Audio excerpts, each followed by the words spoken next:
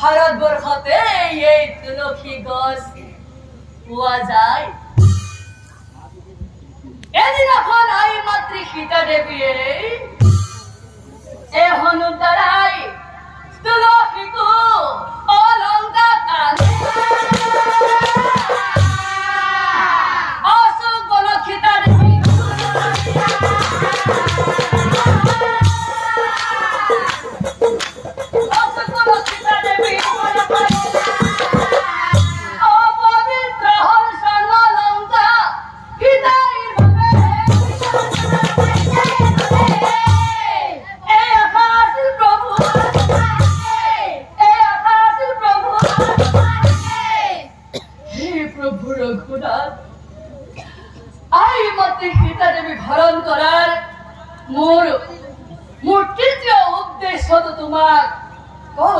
প্ৰভু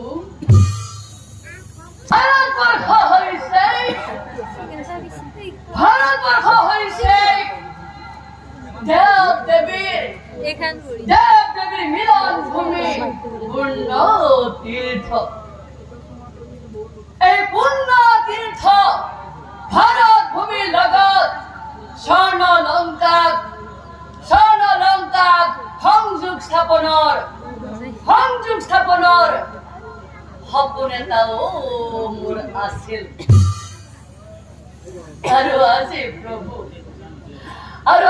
প্ৰভু তোমাৰ দ্বাৰাই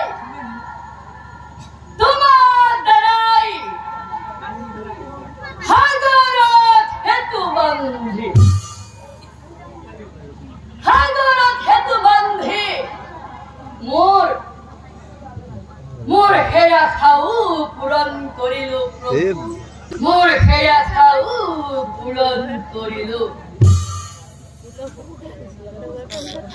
মোৰ আৰু কোনো প্ৰত্যাখ্যা নাই প্ৰভু, মোৰ আৰু কোনো প্ৰত্যাখ্যা নাই। মৃত্যুৰ যন্ত্ৰণাটো বৰ কষ্ট পাইছো প্ৰভু, মৃত্যুৰ যন্ত্ৰণাটো বৰ কষ্ট পাইছো। তুমি মোক বিদায় দিয়া প্ৰভু, তুমি মোক বিদায় দিয়া প্ৰভু, তুমি মোক বিদায়।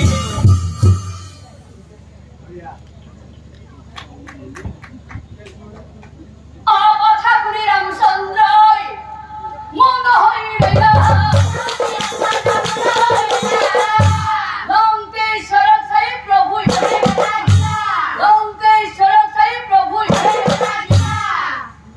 শুনা লংকেশ্বৰ, তুমি সঁচাকৈয়ে মহান, তুমি সঁচাকৈয়ে ধাৰ্মিক। কাৰণ তুমি তোমাৰ মৃত্যুৰ কাৰণ জানিও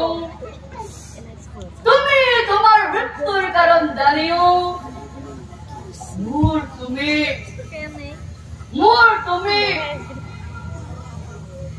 অকল বুধন পূজাৰী হৈছিলা।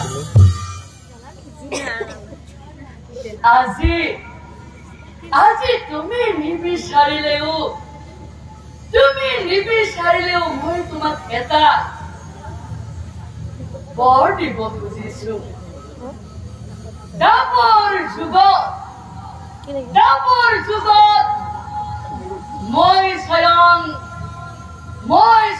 নাৰায়ণে কৃষ্ণ ৰূপে অৱতাৰ কৰিম, আৰু তুমি হৰিধন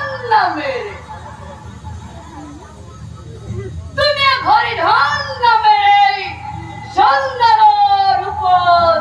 চন্দালৰ ৰূপত জনম লবি।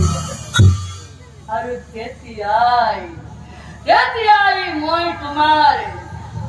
তোমাৰ চৰণ ধুৱাই তোমাক মই ধন্য কৰিম লঙ্কেশ্বর তোমাক মই ধন্য করি কথা করি লঙ্কেশ্বরে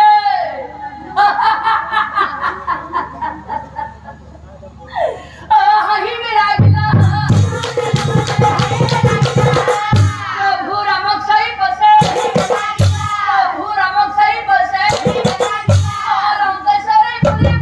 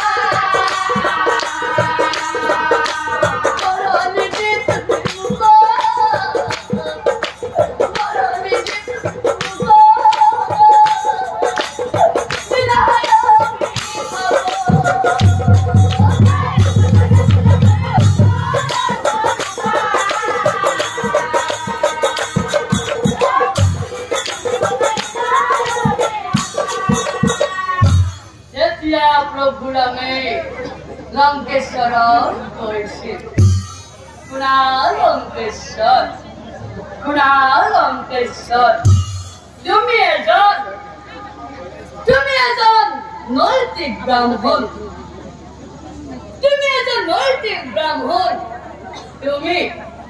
তুমি নৈতিক ব্রাহ্মণ হই স্ত্রী হরণ করি মহাপাপ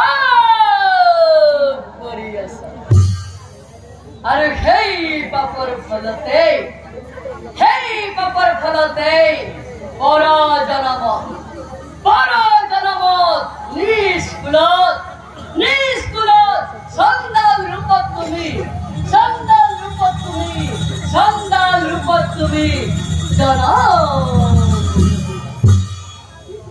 এ পৰ জন্মে ৰাবণ ৰাজা